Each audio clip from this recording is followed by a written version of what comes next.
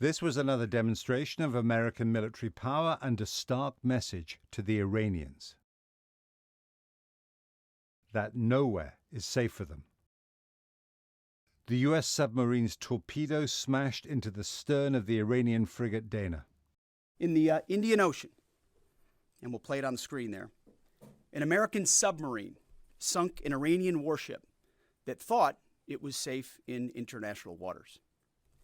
Instead, it was sunk by a torpedo. Quiet death.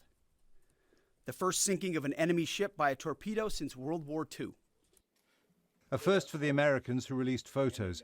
In fact, 44 years before this attack on the Iranian ship, a Royal Navy submarine sank the Argentinian cruiser General Belgrano, one of the most controversial actions of the 1982 Falklands War. The Sri Lankan Navy brought 32 survivors ashore. It seems that the Americans have decided that they can hit Iranian targets worldwide. Some of the rescued Iranians were walking wounded, others more seriously hurt. The attack will raise more questions about the legality of America's claim that this is a war of self-defense. In 5 days of war, huge uncertainty about the future has been imposed on more than 90 million Iranians. Whatever their views on the regime, living in a city, a country that is being bombed, can reduce people's lives to a daily test of endurance. The BBC received this message from Tehran from a man who wanted to stay anonymous. I'm in Tehran. During the past 3 days, I was completely disconnected on the internet.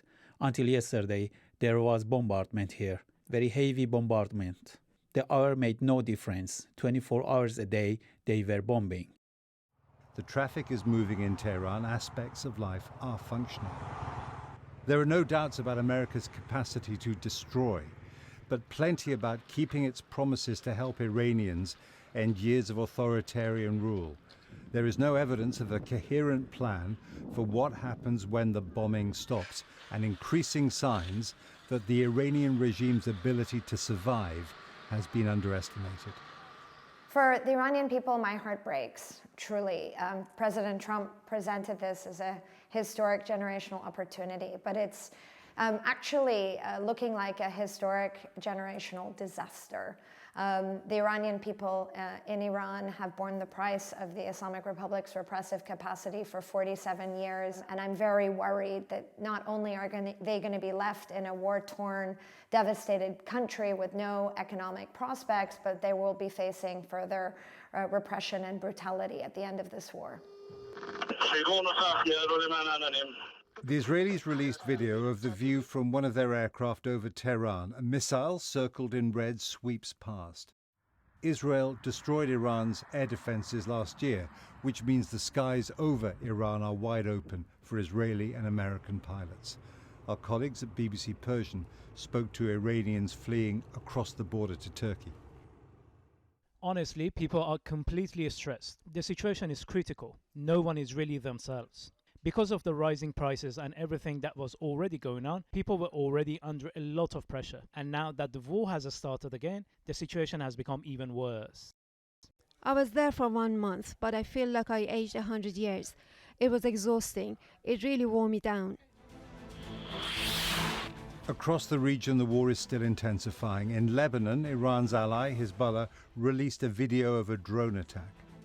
In what may be a separate incident, an Israeli tank inside Lebanon is circled and seems to take a direct hit.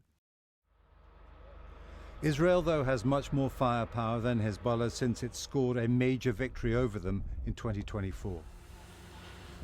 This is Tyre in South Lebanon tonight after more Israeli strikes.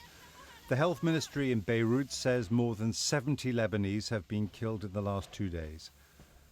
Big questions for the whole Middle East include how long will this last and what will it take to end it?